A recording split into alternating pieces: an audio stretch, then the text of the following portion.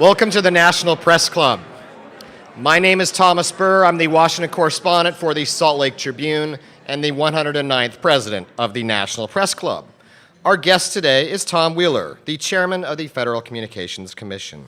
I would like to welcome our C-SPAN and public radio audiences, and I would like to remind you can follow the action on Twitter using the hashtag NPCLive. That's NPC Live. Now it's time to introduce our head table guests. I'd ask each of you to stand briefly as your name is announced. Please hold your applause until I have finished introducing the entire table. From your right, Andrew Feinberg, a freelance journalist. Todd Gilman, Washington bureau chief of the Dallas Morning News. Amy Fickling, an editor at Warren Communications. Larry Strickling, assistant secretary for communications and information at the U.S. Department of Commerce. Art Swift, managing editor and news director of Gallup. John Wilkins, chief of the Wireless Telecommunications Bureau at the Federal Communications Commission. Jerry Zaremski, Washington bureau chief of the Buffalo News, a former press club president who is sitting in today as the chair of the Speakers Committee. Skipping over our speaker for now, I'll get to you, don't worry, Tom. Matt Milnarchek, president of the Advocatus Group, LLC, and the press club member who organized today's luncheon. Thank you, Matt. Julius Knapp, chief of the Office of Engineering and Technology of the Federal Communications Commission. Craig Gordon, managing editor of Bloomberg News in Washington. Chris Bing, technology and cybersecurity reporter at FedScoop. And Tam Harbert, an independent journalist. Thank you all.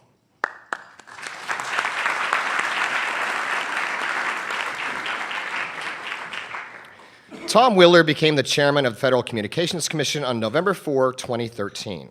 For over 3 decades, Chairman Wheeler has been involved in the telecommunications and cable sector as a policy expert, advocate, and entrepreneur.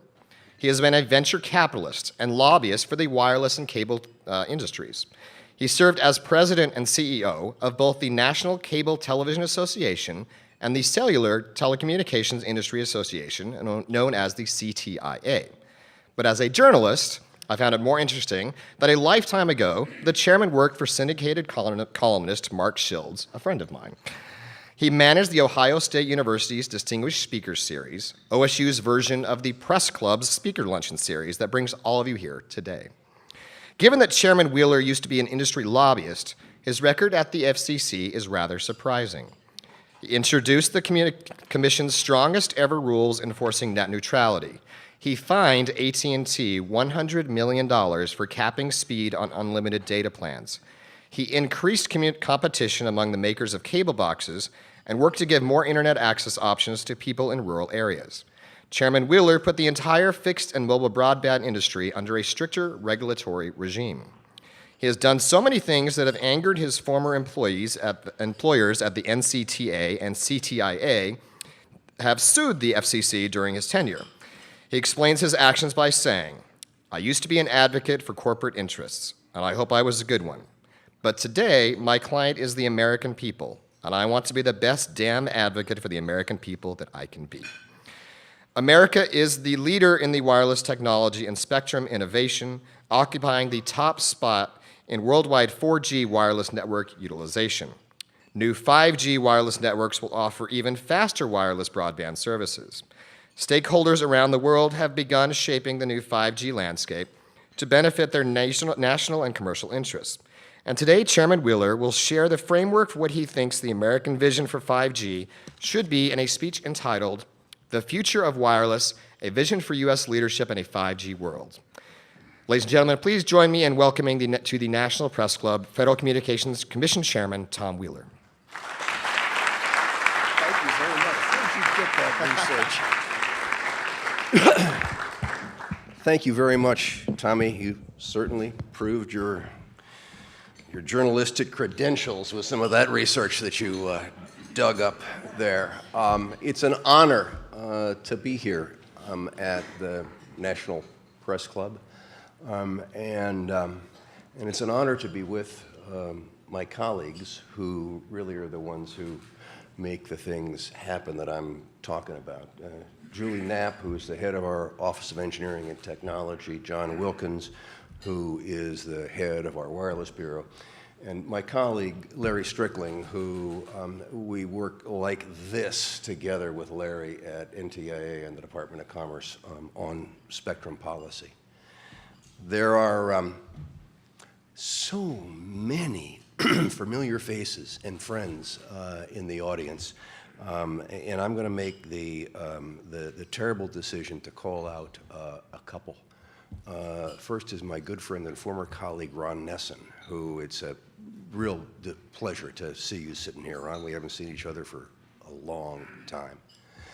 The other is hiding back in the back is the man who started the spectrum revolution at the FCC, former Chairman Reed Hunt.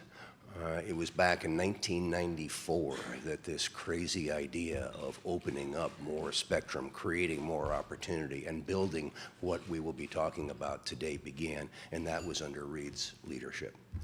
But I am most pleased and most surprised to find Karen Smith in the audience today.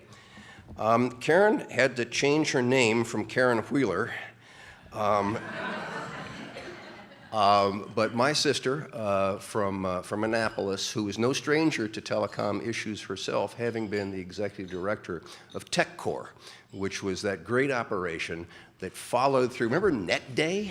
Okay, and then, okay, we've pulled all the fiber through the schools. Now what do we do? And Karen organized volunteers throughout the country, and I was always proud of her and what she did in that. You know, yes.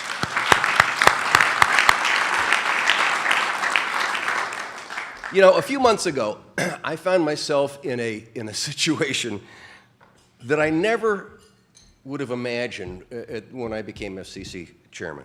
I was in Dallas, Texas. I was at the helm of an excavator, a big piece of heavy machinery digging up dirt. And for those of you who want a picture that's seen in your mind, yes, I was wearing a suit. I was also wearing a pair of virtual reality goggles, and I hadn't left the FCC. And while I may have been in Washington physically, I can tell you I was at the excavation site in Dallas, 1,400 miles away.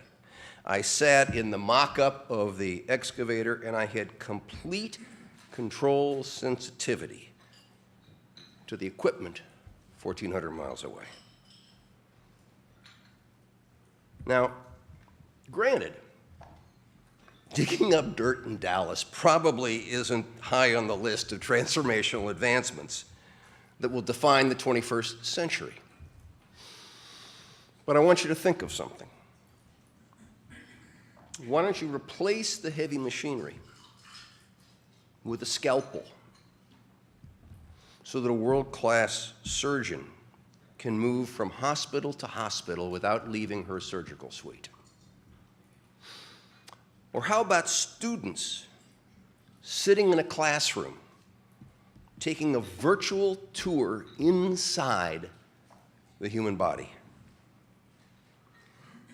Now, we've all heard of amazing things, stories like that in the past, but making these kinds of activities possible without a fat cable leading to the virtual reality headset could not be accomplished because of three limiting factors. One, the speed of the wireless connection. We all know the difference in performance of a direct fiber connection compared to a wireless connection. The next generation of wireless must be mobile fiber, 10 to 100 times faster than what we're used to today. Second limiting issue is responsiveness. The surgeon's scalpel needs to be immediately responsive, not a blink later.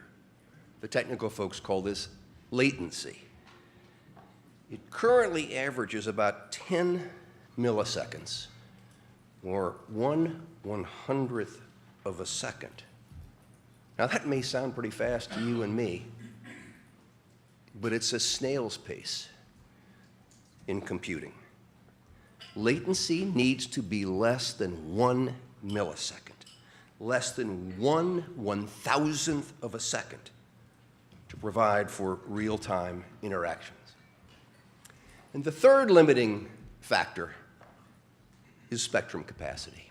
Because if you're going to have that kind of high speed and low latency, you have to have the ability for digital information to race down broad chunks of spectrum.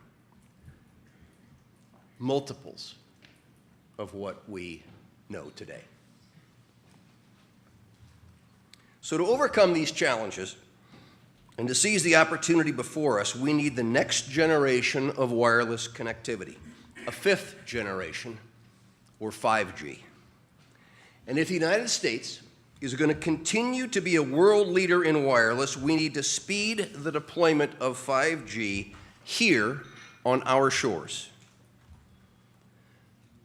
The virtual reality example that I gave is but one sample of the effects of high-speed, low-latency connectivity, and why American leadership in 5G must be a national priority. That VR example that I gave you was just one example of how the driving force of the 21st century will be powerful processing centralized in the cloud and wirelessly connected to thin clients. Autonomous vehicles will be controlled in the cloud. Smart city energy grids, transportation networks, and water systems will be controlled in the cloud. Immersive education and entertainment will come from the cloud. But such futures won't come to pass unless the pathway to and from the cloud is low latency, ultra fast, and secure. Now, if we've learned anything in the generational march through wireless connectivity, it's that we have always underestimated the innovation that would result from new generations of wireless networks. The first generation wireless, 1G, was voice. In the early 1980s, McKinsey told AT&T there would be 900,000 cell phone subscribers by the turn of the century. Well, it turns out there were 109 million. They were only off by a factor of 100 or so. The second generation, 2G, allowed both talk and text. But no one understood the power of text. From shifting the way an entire group, teenagers, would communicate, to developing a developing world tool for banking the unbanked, innovators seized on the new capability of texting in unimaginable ways. The third generation, 3G, married wireless and digital networks to open the door to connecting with the other new technological development of the time, the internet, in a limited way. And today's technology, 4G, completed that digital migration, enabling higher speeds for sophisticated applications, including video. Again, greater capability in the network led to unanticipated innovation. Without 4G, there would not have been Waze, or Uber, or Snapchat, or Instagram, or the list keeps going on. But I've listed some examples earlier, a moment ago, about what 5G makes possible. But if anyone tells you that they know the details of what 5G is going to become, run the other way. Because it is the capacity to use this new capability that will determine what our future looks like. Yes, 5G will connect the Internet of everything. If something can be connected, it will be connected in a 5G world. But with the predictions of hundreds of billions of microchips connected in products from pill bottles to plant waterers, you can be sure of only one thing. The biggest Internet of Things application has yet to be imagined. Yes, 5G will connect the unconnected and compete with the uncompetitive. Millions of Americans can't access high-speed connectivity because it's too costly to run the fiber to the home. Verizon CEO Lowell McAdam has begun speaking lately about using 5G connectivity to expand high-speed broadband service to rural areas. And fiber-fast wireless connectivity will deliver the long-sought goal of competitive high-speed internet access for consumers. But let's stop the imagining for a moment. Here's the key. The interconnected world that we live in today is the result of decisions made a decade ago. The interconnected world of the future will be the result of decisions we must make today. And that is why 5G is a national priority, and why this Thursday I am circulating to my colleagues proposed new rules that will identify and open up vast amounts of spectrum for 5G applications. We call it the Spectrum Frontiers proceeding, and we will vote on it on July 14th. Our 5G proposal, is the final piece in the spectrum trifecta of low-band, mid-band, and high-band airwaves that will open up unprecedented amounts of spectrum, speed the rollout of next-generation wireless networks, and redefine network connectivity for years to come. I'm confident that the actions will lead to a cornucopia of unanticipated, innovative uses and will generate tens of billions of dollars in economic activity. But let's revisit that spectrum strategy for a moment. Rule number one is that the technology should drive the policy rather than the policy drive the technology. And technology for 5G is not one thing, it is many things.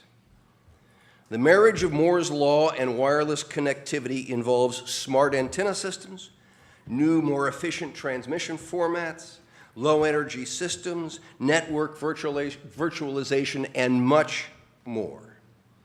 And on the spectrum side, these technologies require new access to spectrum in multiple bands. The wireless future will not be a one-size-fits-all future. So our spectrum trifecta begins with low-band spectrum that is optimal for wide area coverage applications. At this very moment, we are in the midst of the world's first incentive auction to make greenfield low-band spectrum available. The broadcasters have stepped up to bring spectrum to the market. Shortly, the wireless industry will have the opportunity to fulfill their repeated requests for more spectrum with this beachfront spectrum. Mid-band spectrum is kind of the Jan Brady of the spectrum world. You know, the overlooked middle child. But its characteristics enable an order of magnitude increase in spectrum efficiency. The Commission's recent AWS 3 and new Citizens Broadband Radio Service in 3.5 gigahertz were landmarks in using new sharing tools to open up new mid-band spectrum and we need to continue looking for other mid-band opportunities. And it's high-band spectrum that will be the focus of our actions next month. These bands, the high bands, offer huge swaths of spectrum for super-fast data rates with low latency and are now becoming unlocked because of technological advances in computing and antennas. If the Commission approves my proposal next month, the United States will be the first country in the world to open up high-band spectrum for 5G networks and applications. And that's damn important, because it means that U.S. companies will be the first out of the gate. We will be repeating the formula that made the United States the world leader in 4G. It's a simple formula. Lead the world in spectrum availability, encourage and protect innovation driving competition, and stay out of the way of technological development. Unlike some countries, we do not believe that we should spend the next couple of years studying what 5G should be or how it should operate and how to allocate spectrum based on those assumptions. Like the examples I gave earlier, the future has a way of inventing itself.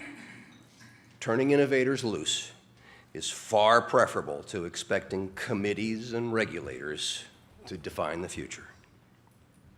We won't wait for the standards to be first developed in the sometimes arduous standard-setting process or in government-led activity.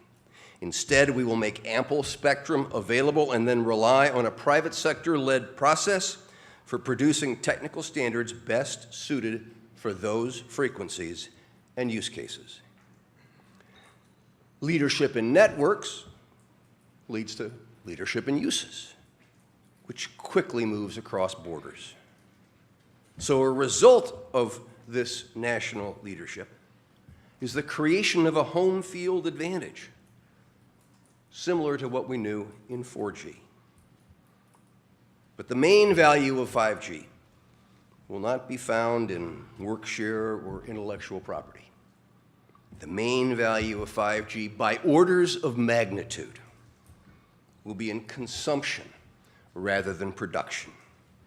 It will be in material gains and improvements in the quality of life and economic opportunity. And I would also emphasize that the development of 5G is not anything like an international zero-sum game. Rather, it's a contest in which everyone can win. Our success and that of others redounds to the benefit, literally, of everyone in the world. We're already seeing the industry gearing up to seize this opportunity.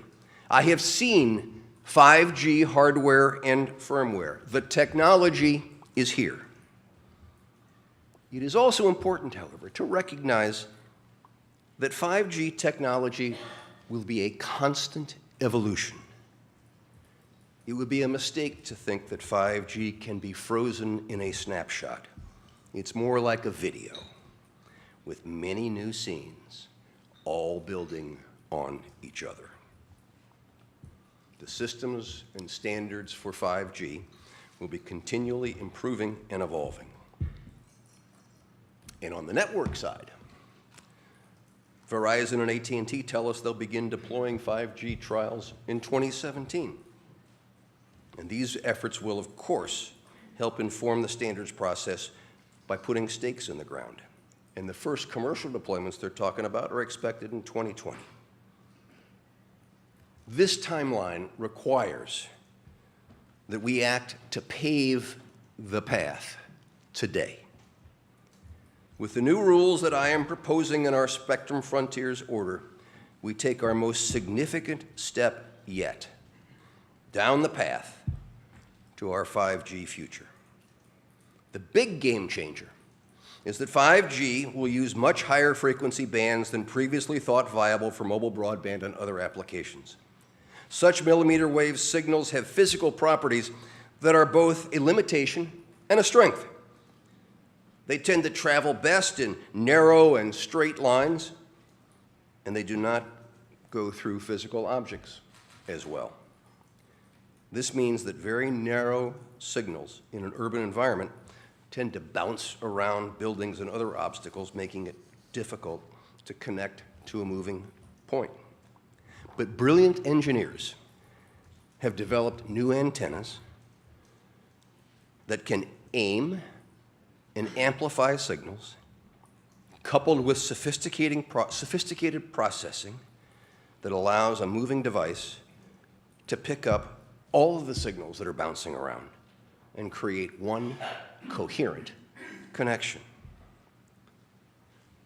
Now, to make this work, the 5G build-out is going to be very infrastructure intensive, requiring massive deployment of small cells.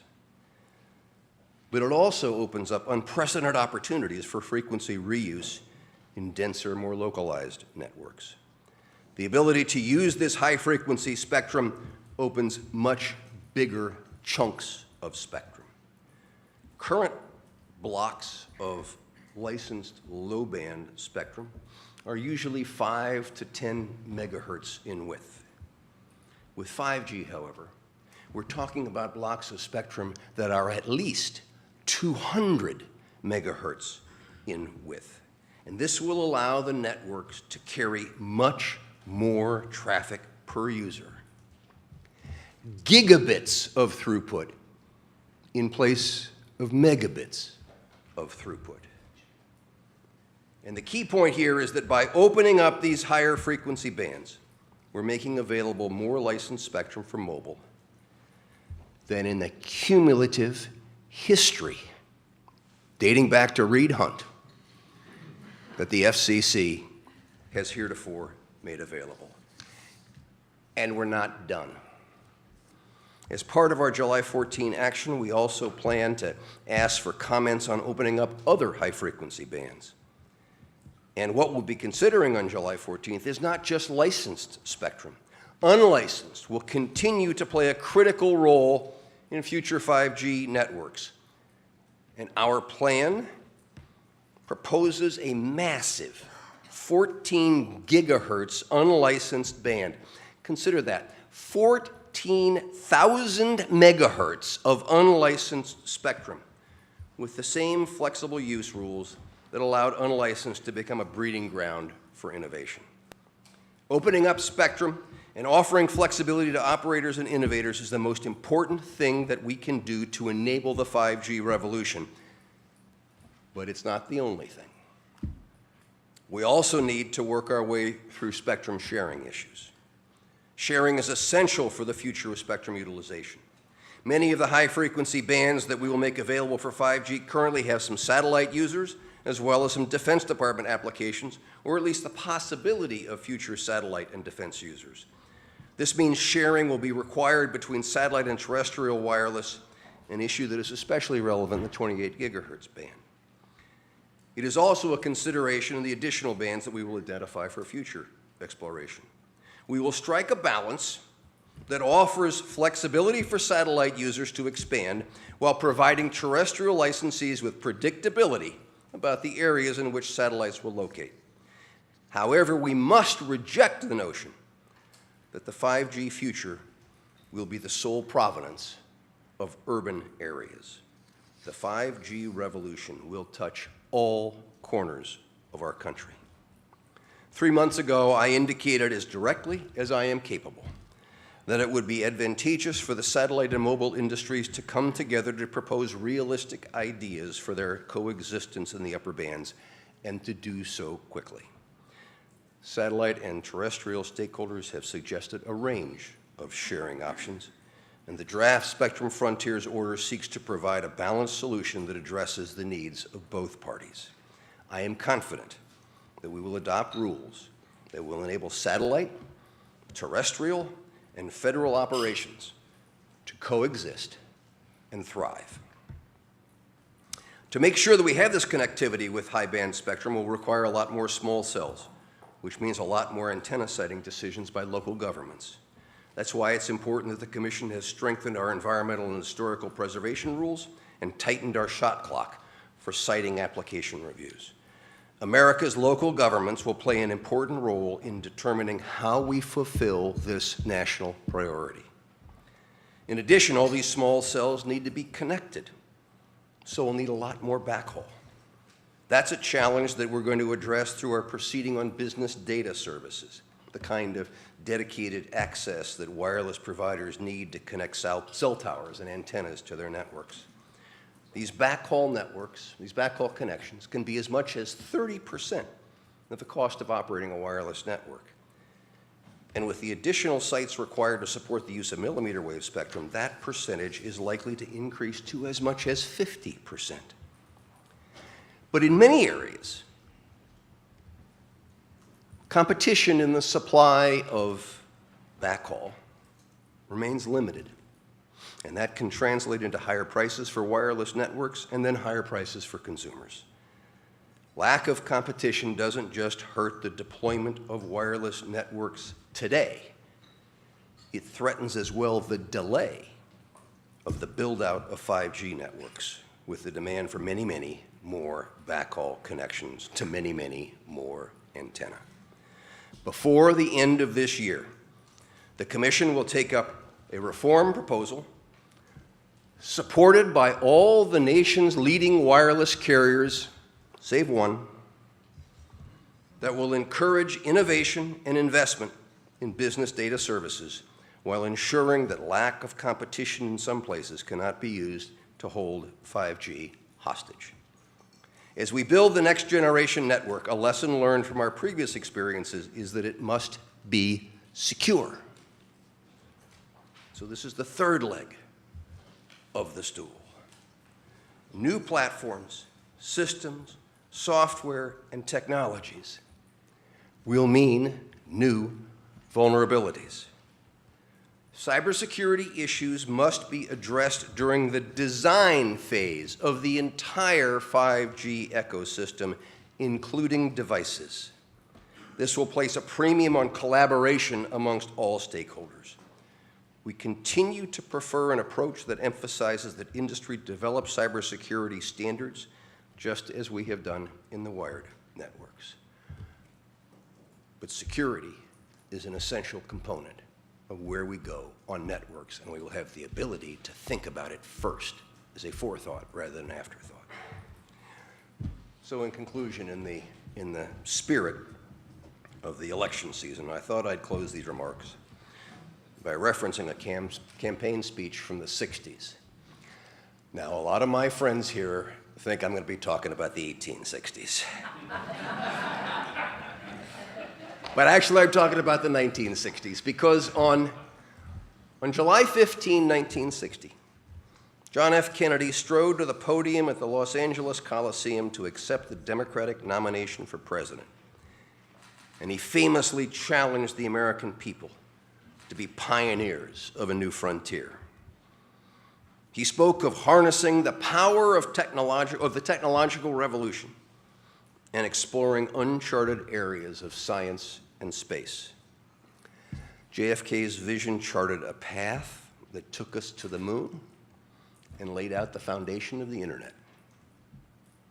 This July 14th, 56 years less one day from when JFK talked about the new frontier, we will have the opportunity to take an historic step to open up yet another frontier that promises to propel our nation and the world forward. Once again, we're looking to the sky to unlock new discoveries and unleash American ingenuity. We are the pioneers of a new spectrum frontier. Working together, we can write this next chapter in the mobile revolution, a revolution that has already transformed our lives and society. Working together, we can unleash new waves of innovation and discovery that we have yet to imagine. Thank you very much.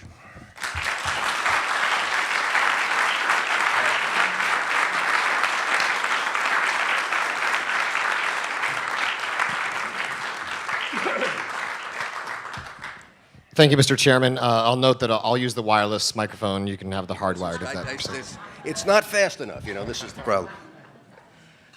Tell me, for the American consumer who's not in this room right now, it may seem that 4G is just in its infancy. We've just seen television ads in the last year or so about that. So why is 5G so urgently important? It's a great question, Tommy, and it goes back. I had one line that really deserves further explanation. All of the things that powerful computing makes possible can't be done on the chip on a handset. They have to be moved to a centralized place that we have now come to call the cloud, so that the work gets done up there in the cloud and it is connected to the less powerful computing power in our handsets or, as I said, our pill bottles or automatic watering systems.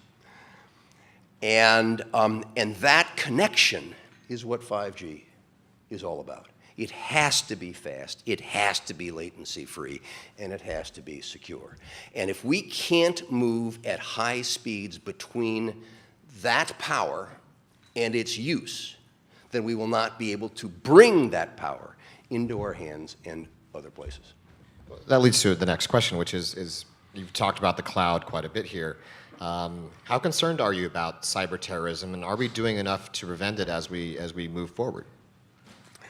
So I think we have to recognize that networks have always been a pathway for attack.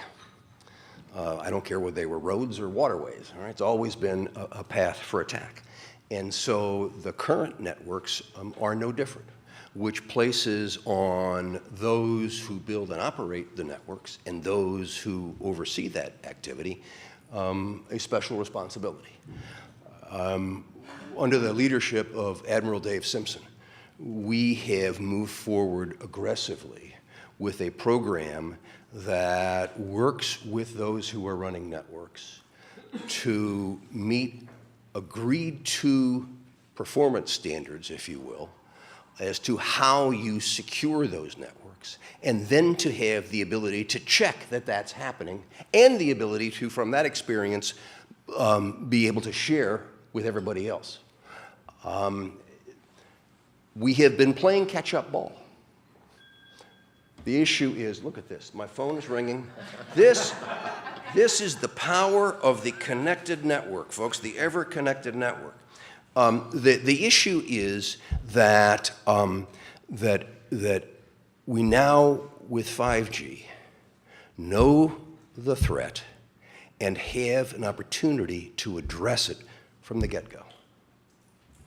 Okay, we talked about how the United States is leading when it comes to 5G. What are other countries doing, and how do we maintain that leadership spot compared to Europe or somewhere else? So the European Union, China, Japan, and South Korea have all signed a memorandum of understanding that they would all work together to develop 5G. The European Union has put up 700 million euros to do 5G research. As I referenced in my remarks, we think that's the wrong way to go. We think that making the spectrum available and standing out of the way of technology development is far better than, well, let's sit around and wait till we decide what it's going to do and then make the spectrum available, and let's micromanage the technology process. That's not the way that we're going to be approaching it. Are there lessons to be learned from the rollout of 4G technology in the US and elsewhere that will apply to the start of 5G? Sure, there are lots of them, not the least of which is the wireless network relies on base stations. They're going to have more base stations than ever before. And the wireless network relies on wired connections, which is why we're moving on this business data services proceeding to make sure that, that those connections are charged for fairly and are competitive. You know, the interesting thing about moving from 3G to 4G was it was kind of like throwing a switch. And, okay, we're moving over here to new spectrum. There's a whole new set of expectations. I think 5G, as I said, is not going to be a one-size-fits-all. It's going to be multiple pieces of spectrum. It's going to be multiple technologies, and they are constantly going to be evolving. So I think that we can follow the 4G playbook in terms of how we get national leadership, and that's why it is a national priority. But that the 5G execution on that playbook becomes one of constant innovation, constant improvement, that American technology can lead the way. As I was talking about when we started question time, Americans and consumers are just finally kind of seeing what 4G may offer. It seems like there's a lot of talk about what 5G is. Is this a branding exercise you're starting now? And do you think that we will be able to identify what 5G is to consumers? You know, I was asked that question at an international conference in Barcelona last year, and Barcelona is the home of the Picasso Museum, and I had just been there, and I said, you know, 5G is kind of like a Picasso. Different people look at it and see different things. But the fact of the matter is that 5G is this high-speed, low-latency connectivity that is crucial to whether or not we're going to be able to exploit the increased processing power that is offered us by the cloud. You're taking action this summer, July 14, I think you said. But when will this spectrum actually be in consumers' devices? When will consumers actually notice this technology? Well, as I said, I think we're going to see some trials in 2017 and roll out into some markets in 2020, which again is a schedule that will put us ahead of the world. Okay, and you just referenced the moonshot. Talk to me about what most excites you. What do you think is the most exciting thing about the opportunities that may exist under a 5G network? Wow, Tommy. As my friend Ron knows, I'm a huge history buff. And I actually have looked at had a hobby of studying the history of networks. And I think there is one truth that comes out of the history of networks. And that is that it is never the principal technological change that is transformational, but it is the secondary effects of that. And what I was trying to say is we don't know what the secondary effects are going to be. We got some ideas, but we don't know what they're going to be. But when you take that incredible process, I keep pointing to the cloud up here, that incredible processing power up in the cloud, and you make it available on a mobile, distributed basis down to the ultimate user, the ultimate, you. I didn't envision Uber out of 4G. You probably wish you had. Back in my venture capital days, I wish I had. But I know that there are things that we can't envision now, but they are. Let me give you one example that was fascinating. I was out in Silicon Valley last week. Here's a statistic I learned. We hear an awful lot about the connected car, right? All the activity for the connected car is going to happen up here in the cloud because my car is going to have to know where your car and John's car and the school bus that's coming through, and all of this information is going to have to be processed with serious processing capability up here in the cloud because you can't do it just down here in the car unless you want to put a huge computer in the trunk. The average household today uses about 50 gig of digital throughput. I was told that a connected car, in a month, I was told that a connected car uses 50 gig a day. And we need the throughput to be able to handle that kind of demand.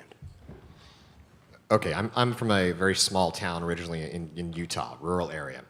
How does that translate to beyond urban areas to areas that may not have even 4G yet?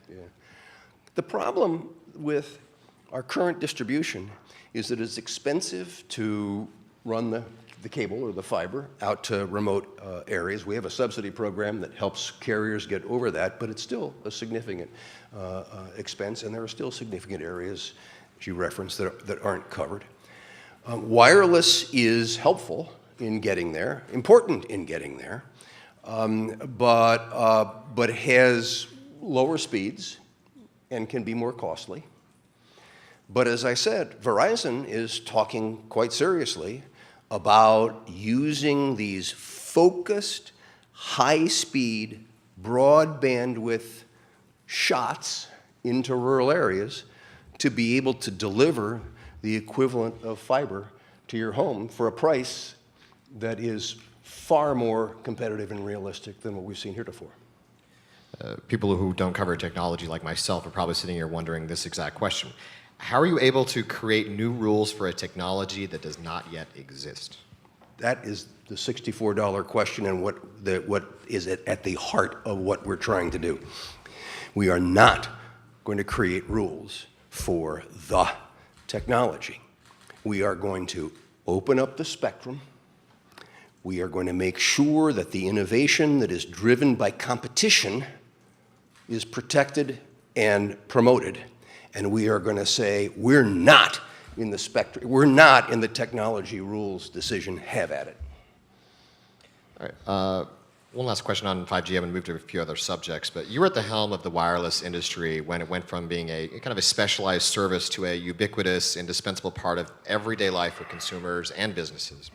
How does the next evolution relate to your experience then? Are we on the brink of something entirely new and different? You ain't seen nothing yet. I think that's a yes. I'm assuming. No, I mean, you transform the nature of connectivity to mobile, high-speed connectivity, and innovation is always about unanticipated applications, and I think we're going to see them by the boatload. That's a technical term, boatload. Gotcha. Thank you. The D.C. Circuit Court last week upheld. I thought you'd never get around to that. I've been trying to talk about 5G for a minute. Golly. The D.C. Circuit Court last week upheld controversial net neutrality rules, a big win for the Commission. With this success, will you now publicly commit to stepping down as FCC chairman next year to pave the way for your colleague Jessica Rosenworcel's Senate confirmation? I think the reality is this, that Commissioner Rosenworcel ought to be confirmed standing on her own. That I understand that it is tradition for FCC chairman for the incoming president to have an opportunity to name the new FCC chairman. And I have told the Senate when I was asked this question in a hearing that as a fellow who studies history, I understand the precedent and I respect the precedent. And let's see what happens. There's a little thing going to happen in November, and let's see what happens then. We'll get to November in a second.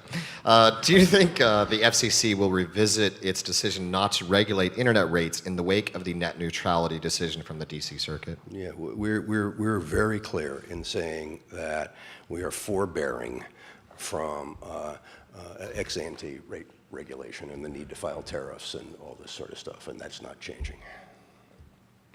Presidential candidate Donald Trump has said he will reverse your net neutrality regulation. If he wins and limits FCC's authority, what impact will that have on consumers?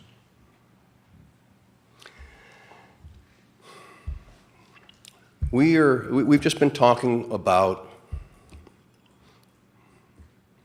the spectrum future, the connectivity future, and how this country maintains national leadership. There are three components.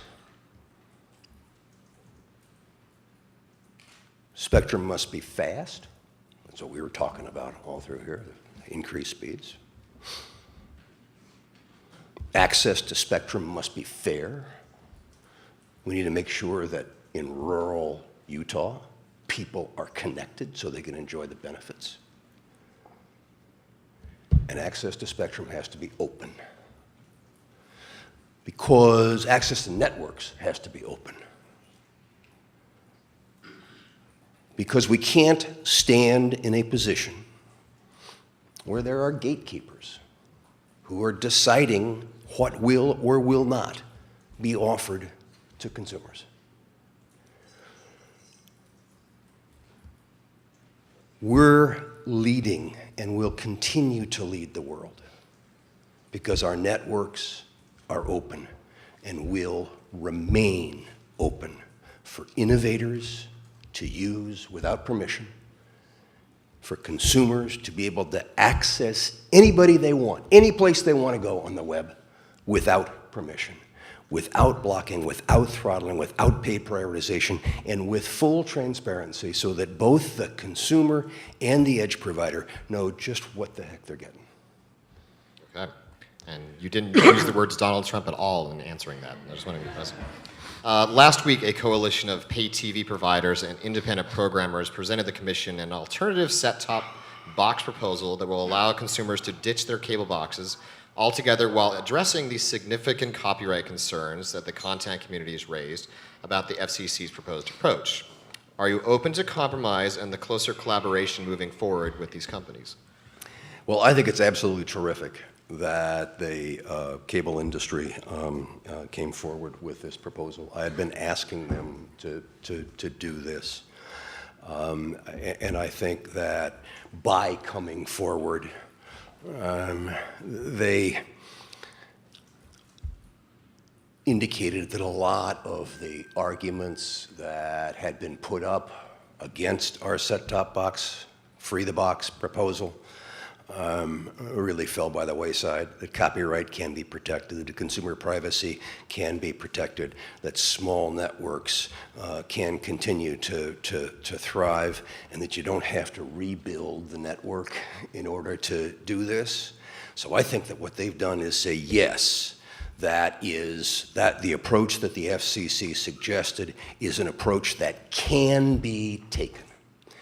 And what I'm interested in now is engaging in constructive dialogue with them on the specifics of just how do you write the regulations to achieve that. You know, there have multiple times in the past been situations where the industry has said they would do similar kinds of things, and it never came to pass. Let's make it come to pass now. The 99% of American consumers have no choice but to pay the monthly set-top box fee. It runs an average of $230 per household per year.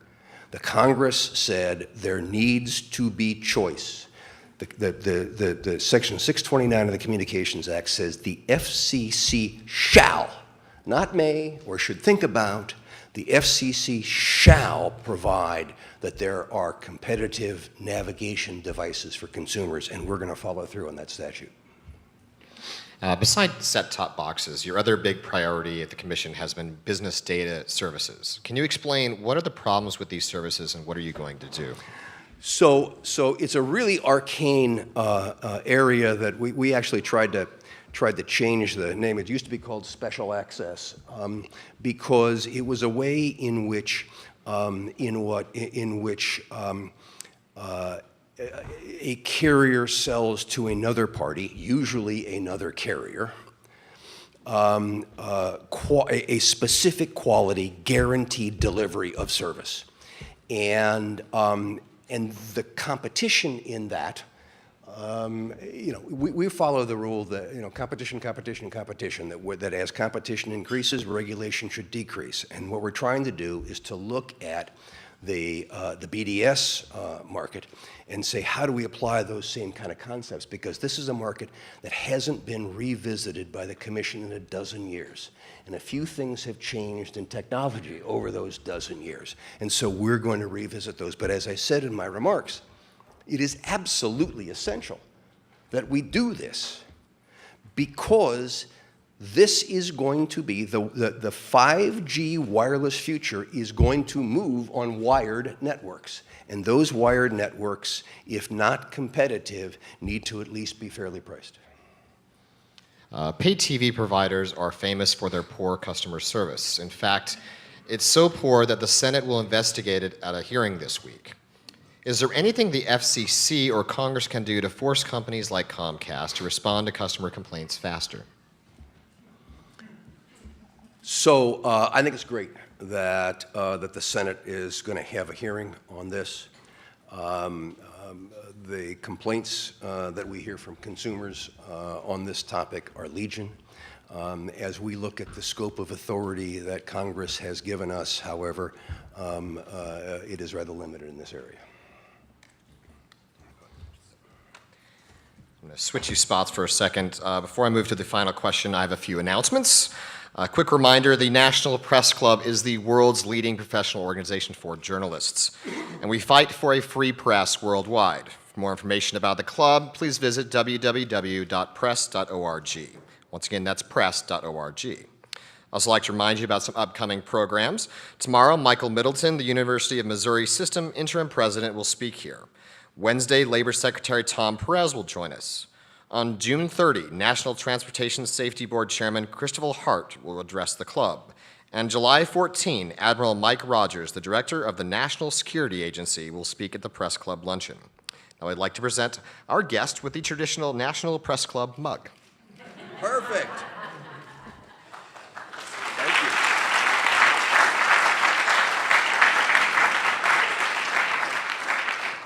It's not wireless, I'm sorry. There really is one last question, or can I just... There's one last question, sorry. And I'm going to make it a tough one, actually. Public officials are supposed to feel the public's pain. That being the case, can you tell us any personal stories about any nightmare encounters with customer service representatives of Verizon, Comcast, or other telecommunications firms?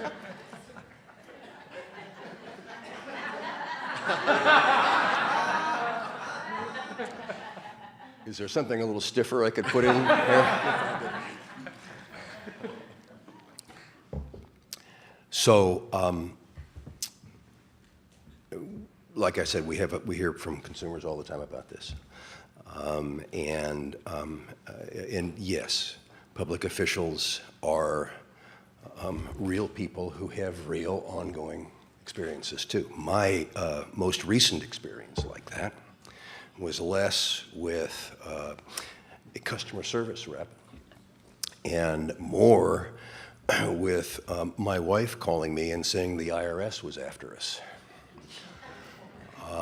Because there had been a spoofing incident where what's been happening increasingly is that fraudsters, principally from abroad, are using the internet to connect over here and call random numbers and announce to them that they're the IRS and, you know, I need to be paid and here's where you send the check and all of this sort of thing.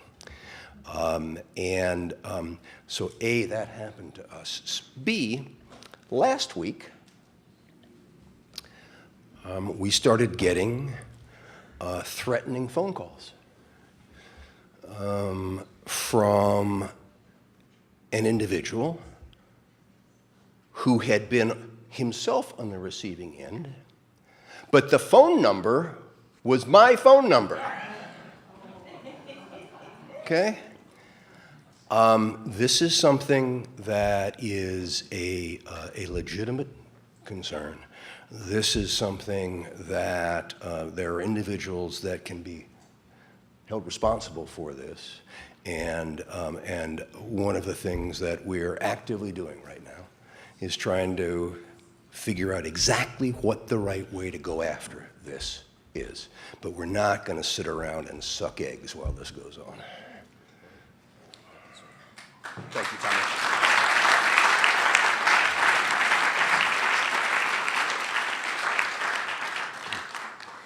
Thank you for being here. Thanks to the National Press Club staff and the staff of the Journalism Institute, our nonprofit arm. We are adjourned.